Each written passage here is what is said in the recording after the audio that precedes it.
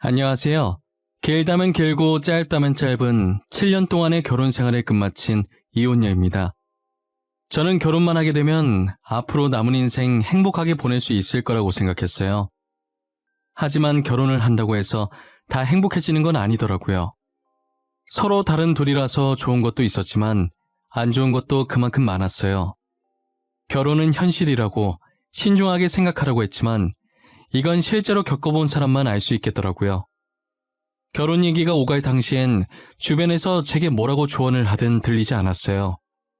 이 사람만 제 곁에 있어주면 어떤 길이든 꽃길처럼 같이 걸어나갈 수 있을 것 같았으니까요. 하지만 현실은 너무 가혹했고 절대 호락호락하지 않았어요. 자신의 인생에서 주인공은 오직 자기 자신뿐이라는 말이 있잖아요. 그래서 저는 항상 로맨스 드라마 속 여주인공을 꿈꿔왔었어요. 정신을 차려보니 저는 배역 이름도 대사도 없는 단역에 불과했지만요.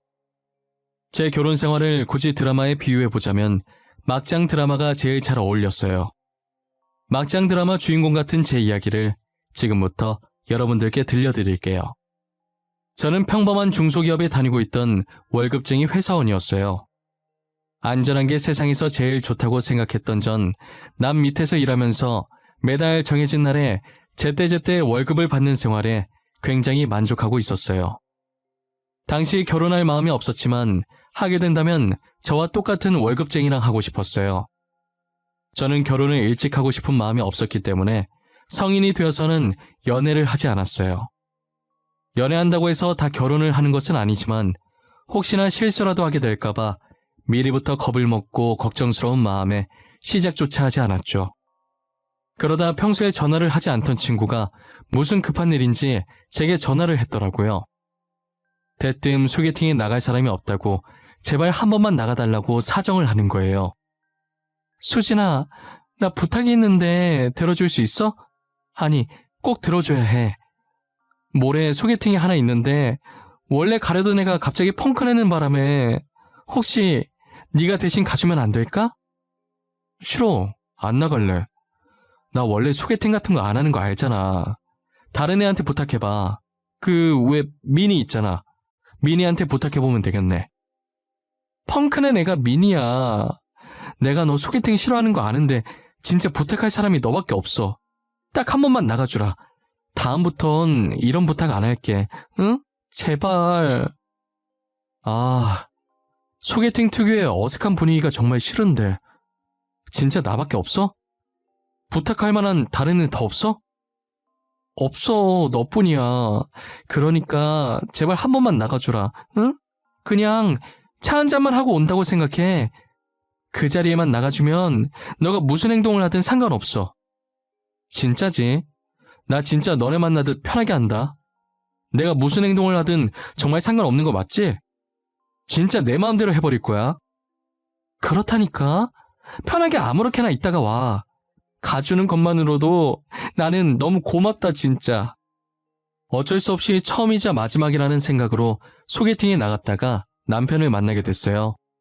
친구가 말하길 상대가 사업하는 남자라길래 전혀 관심이 없었어요. 사업한다고 늘 잘 될 거라는 보장도 없고 상승이 있으면 하락도 있는 법이니까요. 그래서 저는 정말 간단하게 차 한 잔만 마신다는 생각으로 아무 생각 없이 나갔어요. 아무 생각 없이 나가니까 떨리지도 않고 말도 술술 잘 나오더라고요. 오히려 망설임 없이 자신의 말에 대답하는 저를 보고 남편은 마음에 들었나 봐요. 저한테 차 다 마신 것 같으니까 카페에 나가서 간단하게 저녁을 먹자고 하더라고요. 어차피 저는 당장 집에 가서 할 것도 없으니까 별다른 뜻 없이 그러겠다고 했었어요. 카페에선 몰랐는데 저녁 먹으러 갔을 때 사람이 되게 매너가 좋고 뭐든 최대한 저한테 맞춰주시려고 신경 쓰는 모습이 제 눈에 보이더라고요.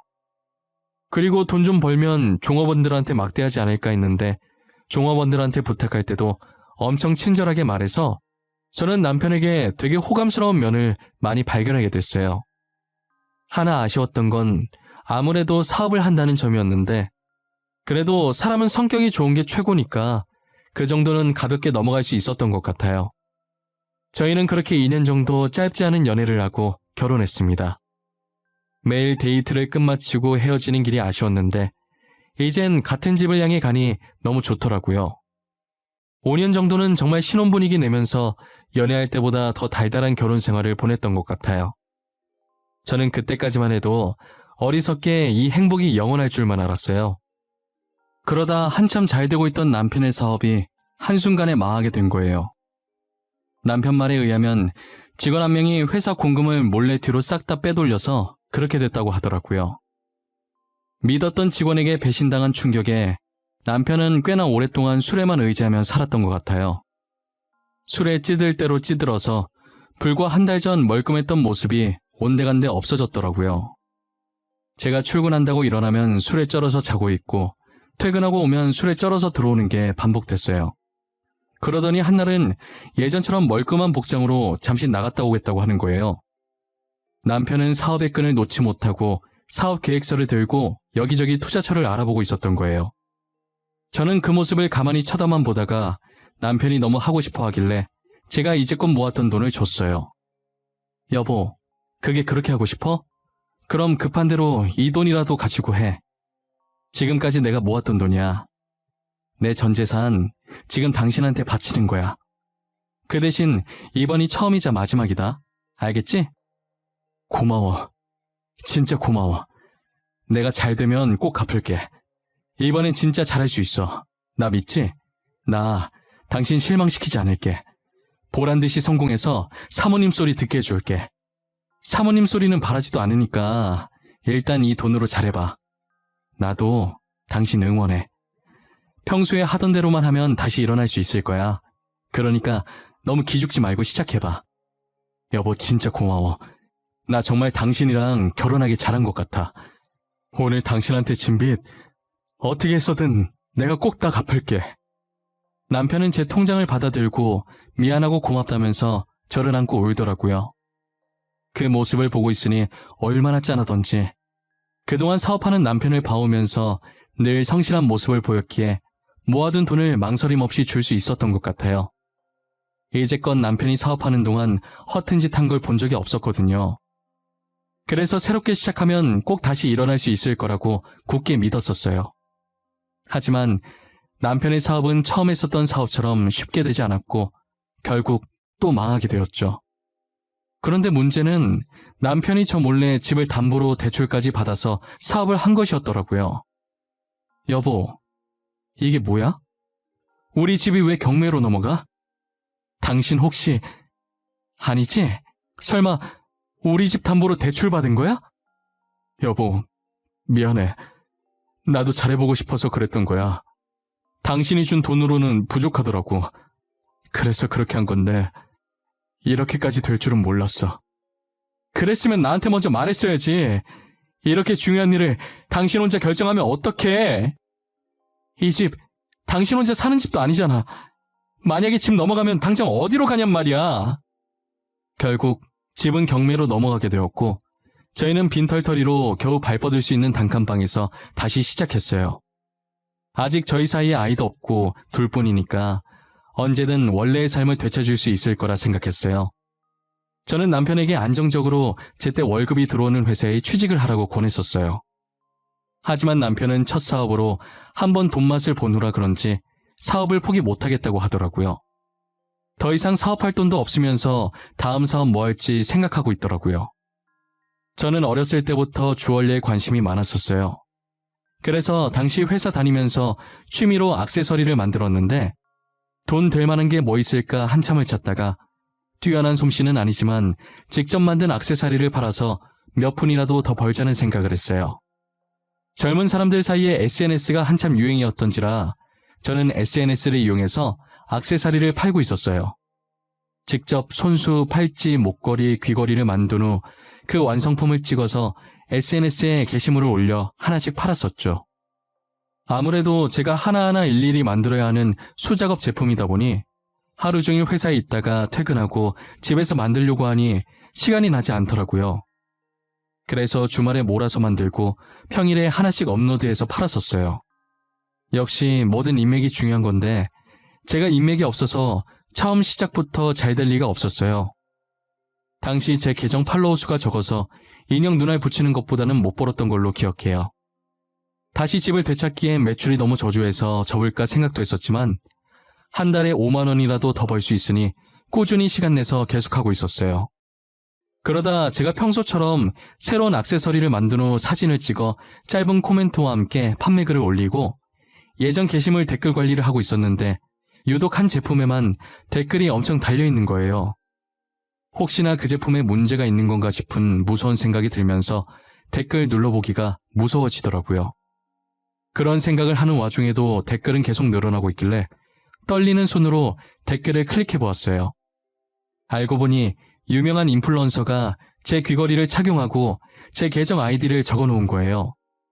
인플루언서의 글을 보고 사람들이 똑같은 제품 다시 판매해주면 안 되냐는 댓글을 달고 있었던 거죠. 그 제품뿐만 아니라 그 전에 올렸었던 제품들까지도 댓글이 달리기 시작했어요. 이게 무슨 일인가 어안이 벙벙했지만 제가 맞는 액세서리를 찾아주니 기분이 너무 좋더라고요. 저는 인플루언서 분께 너무 고맙다고 보답으로 소정의 선물을 드리고 싶다고 연락드렸어요. 희정님께서 제가 만든 귀걸이를 착용해 주셔서 덕분에 주문량이 많이 늘었어요. 너무 감사한 마음에 뭐라도 보답해드리고 싶어서 이렇게 연락드렸어요. 저는 보답하라고 한 거 아니에요. 제가 사장님 귀걸이를 몇 개 샀었는데 너무 이쁜 거예요. 그런데 사람들이 많이 모르는 것 같아서 좋은 곳이 있다는 걸 아셨으면 하는 바람에 글 적은 거였어요. 보잘것없는 저희 제품을 이렇게까지 아껴주셔서 정말 감사합니다. 제가 너무 감사해서 희정님께 소정의 선물을 꼭 드리고 싶은데 받아주시면 안 될까요? 제가 진짜 이런 거 바라고 글을 쓴 게 아닌데 그래도 사장님 마음인데 계속 거절하는 건 예의가 아니겠죠? 당연하죠. 거절하시면 저 정말 서운할 것 같아요. 거창한 선물이 아니니까 부담 갖지 마시고 편하게 받아주셨으면 좋겠어요. 인플루언서 분께 고마운 마음을 담아서 액세서리 몇 개를 더 만들어서 선물로 보내드렸어요. 인플루언서는 저의 단골 고객이 되었고 몇 번 연락을 하다 보니 자연스럽게 친해지게 되었죠. 덕분에 매출이 많이 올라서 월세긴 했지만 단칸방에서 오피스텔로 옮길 수 있게 되었어요. 하루에 기본으로 들어오는 주문량이 회사를 다니면서 병행할 수가 없을 만큼 많아져서 결국 저는 다니고 있던 회사에 사직서를 제출하고 액세서리 판매에만 집중을 했어요. 남편은 사업 실패 이후 일해서 돈 벌 생각도 안 하고 줄곧 집에서 술만 마셨댔어요. 집에서만 마시면 모르겠는데 제가 벌어온 돈으로 유흥까지 빠지기 시작한 거예요. 한날은 남편이 평소처럼 밖에서 술을 마시고 집에 들어왔는데 여자 향수 냄새가 진동을 했죠. 저는 100번 양보해서 스트레스 풀 곳이 없으니 한두 번 정도는 갈 수 있다고 생각했어요. 제가 별말 하지 않으니 그래도 된다고 생각한 건지 거기서 만난 여자랑 바람을 피우고 있더라고요. 유흥에 빠졌다는 건 애진장이 알고 있었지만 바람 피고 있다는 걸 전혀 몰랐었어요. 남편에 대한 믿음으로 의심조차 하지 않다가 상간녀가 저희 집까지 찾아오고 나서야 알게 되었죠. 그런 곳에서 만난 여자라 그런지 당돌하게 저한테 찾아와서 이혼을 해달라는 거예요. 어찌나 당당하던지 제가 남편을 뺏긴 사람이 아니라 뺏은 사람인 줄 알겠더라고요. 처음엔 남편이 꽃뱀한테 잘못 걸렸구나 라고 생각해서 돌려보내려고 했는데 여자가 남편과 만나고 있는 중이라는 증거 사진들을 보여주더라고요. 저는 사진들을 보자마자 화가 나서 온몸이 떨리기 시작했고 동공이 흔들리더라고요. 여자는 제가 손을 떨며 사진을 들고 있자 코웃음을 한번 치더니 이혼 잘 생각해보라고 하고 가더라고요. 지금 나랑 뭐 하자는 거야? 내가 당신 옷에서 여자 향수 냄새 나도 아무 말 안 했어. 내가 호구라서 아무 말 안 한 줄 알아? 그렇게 좋으면 내가 이혼해 줄 테니까 그 여자랑 살지 그래? 여보, 미안해. 잘못했어. 잠깐 실수한 거야. 그러니까 한 번만 봐줘. 어? 나는 사업 실패했는데 당신은 이렇게 잘 되는 거 보니 내 자신이 너무 한심해서 잠깐 방황했었어. 내가 당신 이러는 거 언제까지 봐줘야 하는 건데. 다른 회사라도 다니라고 몇 번이나 말했잖아. 왜 이렇게 사업을 포기 못해서 안달인 건데. 집까지 잃어봤으면 포기할 줄도 알아야지. 진짜 이번엔 성공할 수 있을 것 같았단 말이야. 딱 느낌이 왔었다고. 당신이라도 나를 믿어줘야 하는 거 아니야? 다른 사람은 몰라도 당신은 믿어줘야지. 나는 절대 반대야. 다시는 이렇게 빈털터리로 쫓겨나고 싶지 않아. 그러니까 사업 포기하고 당장 그 여자나 정리해. 아니면 당신이랑 나랑 갈라 살 거니까. 알겠어? 남편이 바짓가랑이 잡고 비는 바람에 마음이 약해져서 한 번은 눈 감아주기로 했어요. 저는 저의 단골 고객인 인플루언서에게 남편과 있었던 일을 말해주었어요. 언니 동생하는 사이이기도 하고 마땅히 털어놓을 곳이 없었거든요. 제 얘기를 듣고 대신 화내주면서 걱정되는 마음에 충고도 해주더라고요. 언니, 처음이 어렵지 두 번째는 쉬워. 그러니까 늘 의심하고 또 의심해봐. 돈은 넉넉하게 주지 말고, 알겠지? 그냥 돈을 안 주면 안 돼? 돈이 있으니까 그런 짓 하고 다니는 거 아니야. 어떻게 그래? 너무 불쌍하잖아. 우리 그이 사업 실패하고 인맥도 다 끊겨버려서 스트레스 풀 만한 게 술밖에 없어. 그러니 술이라도 마시게 해줘야지 어쩌겠어. 언니도 가만 보면 참 답답해. 나 같으면 진작 이혼하고 혼자서 편하게 살았어. 돈 안 벌면서 술만 퍼먹고 바람까지 피는 남편 뭐 이쁘다고 같이 사는지 모르겠네? 미우나 고우나 그래도 내 남편인데 이쁜 구석은 없어도 억지로 찾아서 이뻐해줘야지. 나 아니면 그 사람 누가 이뻐해주겠어? 안 그래? 안 그래. 언니 시어머니나 그 바람난 여자가 이뻐해주겠지. 진짜 의심의 끈 놓지 마. 또 그 짓거리하고 다닐지 누가 알아. 남편 절대 믿지 마. 저를 대신에 화내주는 인플루언서를 보며 웃겨서 조용히 웃었는데 어떻게 들은 건지 지금 이 상황에 화내도 모자랄 판에 웃음이 나오냐고 저만 혼났어요. 전화를 끊고 나니 처음은 어려워도 두 번째는 쉽다는 말이 계속 마음에 걸리더라고요. 그런데 얼마 지나지 않아서 인플루언서 말처럼 남편이 또 다른 여자와 바람을 피고 있더라고요. 남편이 최근 들어서 정신 차린 건지 취업 준비한다고 멀끔한 복장으로 밖에 나갔었어요. 저는 다시 처음 만났던 때로 돌아온 것 같은 남편의 모습에 흐뭇했어요. 평소에 제가 눈치가 정말 없는 편이거든요. 하지만 여자의 촉이라는 게 정말 무서운 거더라고요. 겉보기엔 아무런 문제가 없어 보이는데 어딘가 이상하게 찝찝한 기분이 드는 거예요. 평소에 잘 보지 않았던 남편의 휴대폰을 그날따라 꼭 봐야 할 것 같다는 생각이 들었어요. 알 수 없는 긴장감에 심장이 엄청 뛰길래 괜히 남편한테 들킬까봐 손으로 부여잡고 자는 척했어요. 남편이 자는 것을 확인하고 협탁 위에 올려져 있던 휴대폰을 몰래 들고 나와 확인하기 시작했어요. 혹시나 도중에 남편이 깰까봐 나오면서 소리 안 내려고 발가락에 얼마나 힘을 주고 있었는지 몰라요. 잠금이 걸려 있었는데 비밀번호가 남편 생일도 아니고 저희 기념일도 아닌 제 생일인 거예요.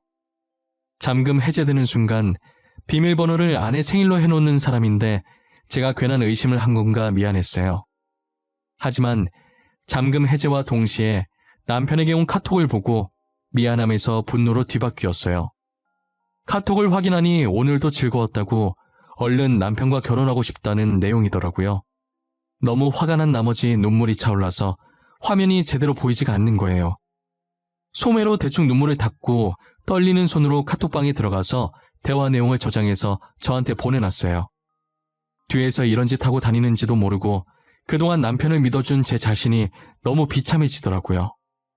처음 대화했던 날짜를 보니 저번에 걸렸던 여자와 비슷한 시점에 만나고 있었더라고요. 둘을 동시에 만나면서 저한테 걸린 여자와는 정리하고 지금 여자와는 저 몰래 계속 만나고 있었던 거죠.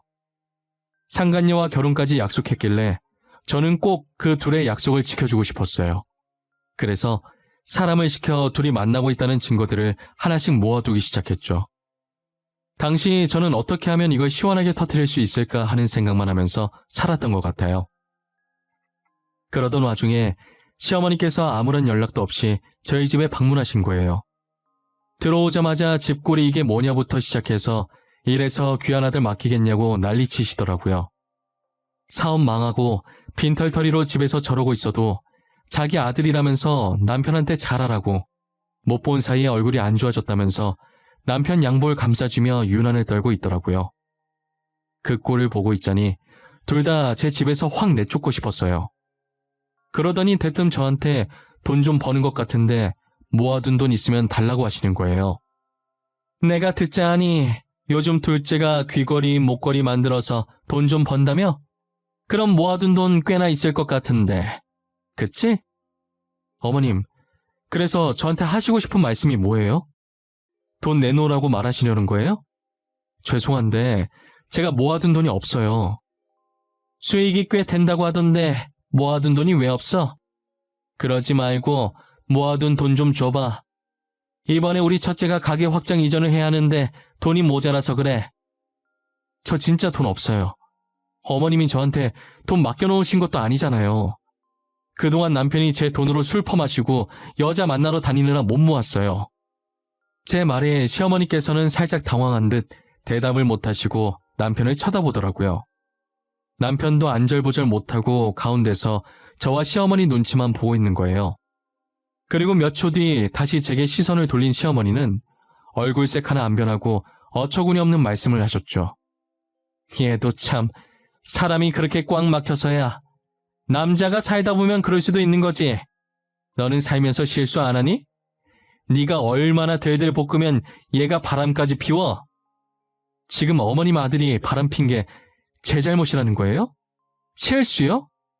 의도적으로 다른 여자 만난 게 어떻게 실수가 될 수 있어요? 시아버지께서 그러셔도 넘어가 주시겠네요? 이게 시어머니한테 못하는 소리가 없네. 말이면 단 줄 알아?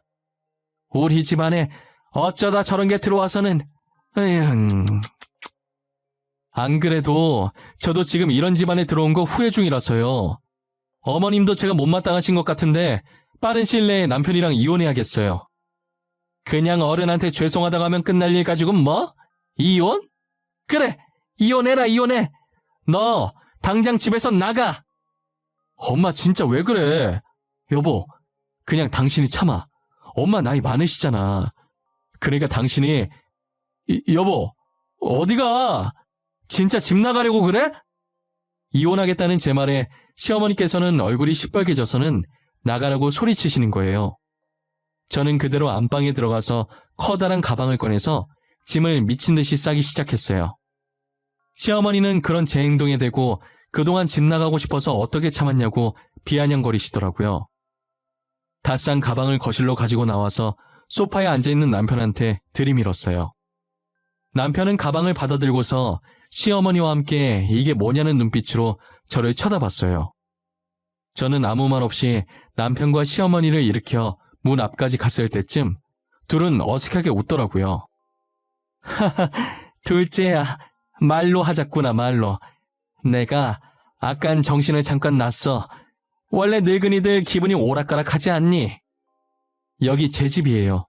잊으셨나봐요? 당장 제 집에서 둘 다 나가요. 정말 1초라도 더 보고 싶지 않으니까. 경찰에 신고해서 끌려가기 전에 제발로 나가세요. 여보, 내가 미안해. 제발 화 풀어. 어머님 대신 내가 사과할게. 내가 이렇게 무릎도 꿇을게. 그러니까 어머님 말 너무 담아두지 마. 내가 어머님 말만 가지고 이러는 거 아니야. 당신 또 바람 폈더라? 이번엔 결혼까지 약속했던데 이 정도면 실수가 아니라 습관 아니니? 진짜 정 떨어져서 원. 무슨 소리야? 결혼 약속이라니. 나 그때 그 여자랑 다 정리했어. 너가 정리하라고 해서 그때 정리했다고. 만나는 사람 없다니까? 그럼 당신이 매일 만나던 주연이라는 여자는 뭐야? 그 여자 혼자서 너랑 결혼하려고 설레발치는 거니? 그냥 내가 헤어져 줄게. 당신은 주연이랑 살아. 상간녀와 같이 찍힌 사진들을 면전에 던져주니 그제서야 사태 파악이 됐는지 미안하다고 빌더라고요. 시어머니도 그 사진을 보고 남편 옆에서 무릎 꿇더니 손이 발이 되도록 싹싹 비는 거예요. 저는 문을 열어놓고 남편과 시어머니께 당장 나가라고 소리쳤어요. 꿈쩍도 하지 않길래 휴대폰을 들어 경찰서에 전화하는 신용을 하니 그제서야 헐레벌떡 나가더라고요. 그렇게 남편과 시어머니를 쫓아내고 이혼 소송과 상간녀 소송까지 걸었어요. 이 일을 인플루언서에게 말해주니 역시 한번 바람핀 사람은 계속 핀다는 말이 맞다고 난리였어요. 더 확실하고 시원하게 복수해줬어야 하는데 그러지 못한 걸 아쉬워하더라고요. 저도 이런 식으로 증거 사진을 풀려고 했던 건 아니어서 살짝 아쉬웠던 건 맞지만 그래도 지금 이혼해서 속은 후련하다고 했더니 제 속이 후련했으면 그걸로 된 거라고 했죠. 지금까지도 인플루언서 동생 덕분에 제 사업은 여전히 승승장구하고 있어요. 요즘은 다른 인플루언서들도 제 액세서리를 많이 찾아주시더라고요. 이제는 저 혼자서 감당할 수 없을 만큼 커져버려서 회사를 하나 내야 하나 고민 중에 있어요. 하지만 전 남편이 한번 직원한테 배신당해서 사업 망하는 걸 봐온 터라 고민이 되더라고요. 모든 사람들이 배신하는 것은 아니지만 그렇다고 해서 모든 사람들이 믿을 만한 것도 아니잖아요. 인플루언서가 쇼핑몰을 하고 있는 게 있는데 같이 동업하는 게 어떻겠냐고 물어보더라고요. 아무래도 인플루언서가 유명하니까 그 쇼핑몰도 매출이 장난 아니었어요. 자기 쇼핑몰로 들어오면 자기가 알아서 다 해주겠다고 하더라고요. 충분히 생각해보고 연락달라고 하길래 저는 3달 정도 심사숙고해서 같이 동업하기로 결정했어요. 정말 쇼핑몰 직원들이 다 알아서 하고 저는 디자인만 그려서 보내주면 끝이더라고요. 제가 만든 액세서리 수익도 정확하게 오차없이 분배해서 줬어요. 그리고 제가 독립해서 단독 쇼핑몰을 운영할 수 있게 가르쳐 주더라고요. 어느 정도 배우고 나면 저도 따로 쇼핑몰을 하나 내서 운영해 보려고 해요. 인플루언서를 만나게 된 건 정말 제 인생에서 다시 없을 행운이었던 것 같아요. 정말 인플루언서랑 같이 지내다 보니 배울 점이 참 많았어요. 알고 보니 산전수전 다 겪고 그 자리까지 온 거라고 하더라고요. 저번에 제 남편 일로 화냈던 것도 본인 전 남자친구가 그랬었다고 하더라고요. 그리고 원래 사람을 워낙 잘 믿어서 친구들한테 여러 번 배신도 당해보고 난 뒤로 사람 잘 안 믿게 됐는데 이상하게 저한테는 친언니 같은 느낌이 들더래요. 그래서 제 일에 자신의 일처럼 화나고 그랬다더라고요. 최근 들어서 전 남편한테 계속 연락이 오더라고요. 전 남편은 제게 과거는 다 잊고 다시 시작하자는데 저는 절대 받아주지 않았어요. 저와 이혼 후 상간녀 소송을 당한 여자가 전 남편을 찾아가 뺨을 때리고 난리도 아니었다고 하더라고요. 유부남이라는 사실을 속이고 총각 행세하며 여자를 만나왔던 거였죠. 결국 저랑 이혼하고 상간녀랑도 헤어지니 다시 거머리처럼 저한테 들러붙으려고 한 거예요. 가끔 전 시어머니도 찾아오시던데 진절머리 나서 이사하고 번호도 바꿔버렸답니다. 그렇게 저는 7년 동안의 결혼 생활을 완전히 끝마쳤어요. 지금 생각해보니 전 남편과 저 사이에 애가 없었던 게 정말 천만다행이었어요. 만약 애가 있었다면 제 성격에 애 때문이라도 참고 계속 살려고 했을 테니까요. 저는 현재 혼자서 지내는 생활에 매우 만족하면서 살고 있어요. 이렇게 하고 싶은 거 다 하면서 살 수 있었는데 왜 진작에 이혼하지 않았나 싶을 때가 많아요. 그래서 지금이라도 혼자서 행복하고 당당하게 화나는 일 있으면 화도 내면서 지내려고요. 여러분들도 화나는 일이 있을 때 저처럼 참지 말고 한번 질러보시길 바랄게요. 지금까지 제 긴 이야기 들어주셔서 감사합니다. 모두들 건강하시고 행복하세요.